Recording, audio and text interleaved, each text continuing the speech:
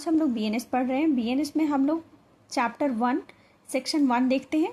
तो सेक्शन 1 जो है बेसिकली बात करता है न्यू लॉ का नाम क्या है, कहाँ कहाँ अप्लाई होता है, कब से लागू हुआ है। ये ओल्ड आईपीसी का सेक्शन 1, 2, 3, 4 को मिलाकर बनाया गया है।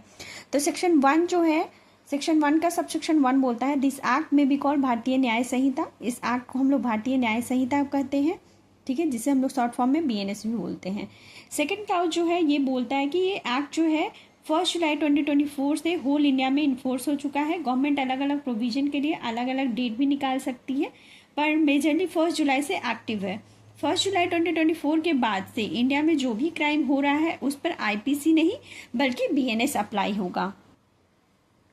सब सेक्शन 3 जो है वो इंटर टेरिटोरियल जुरिडिक्शन की बात करता है।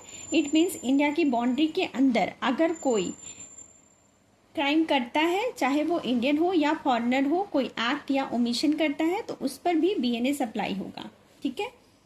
इसमें इंडिया की ज्योग्राफिकल बाउंड्री, इंटरनल वाटर और समुद्र में 12 नॉटिकल माइल्स लगभग 22 किलोमीटर 22 किलोमीटर्स तक का एरिया भी कवर होता है। वहाँ भी क्राइम होगा तो बीएनएस अप्लाई होगा, ठीक है।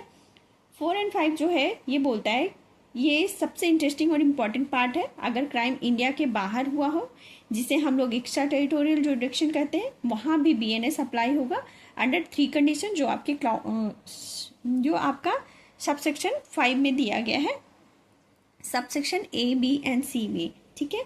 ए जो है वो बोलता है कि अगर कोई इंडियन सिटीजन किसी दूसरे देश में जाकर यूके या यूएस जाकर क्राइम करता है तो ये माना जाएगा कि उसने वो क्राइम इंडिया में ही किया है। इंडिया जब वो आएगा बीएनएस उस पर अप्लाई होगा, ठीक है। अगर कोई शिप या प्लेन जो है इंडिया में रजिस्टर है और कहीं और चल रहा हो तो उसके अंदर बैठा कोई भी व्यक्ति, चाहे वो किसी भी देश का हो, क्राइम करेगा तो उस पर भी बीएनएस अप्लाई। सी जो है वो बात करता है साइबर क्राइम की, कि अगर कोई इंसान दुनिया के किसी भी कोने में बैठा हो, वो फॉरेनर हो या ना हो, अगर वो भारत के किसी भी कंप्यूटर सर्वर या डिजिटल नेटवर्किंग को नुकसान पहुंचाता है, ठीक है, जैसे कंप्यूटर हैक कर लेता है, डेटा ठप कर लेता है, तो उस पर भी बीएनएस अप्लाई होगा।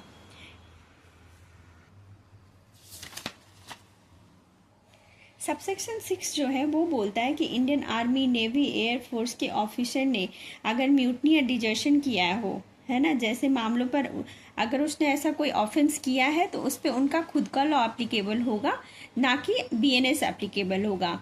सेम किसी स्पेसिफिक क्राइम के लिए पहले से कोई स्पेशल कानून बनाया हुआ है, जैसे पॉस्को, ऊपा एक्ट, साइबर एक्ट, तो वो अप्लाई होगा, ना कि बीएनएस अप्लाई होगा।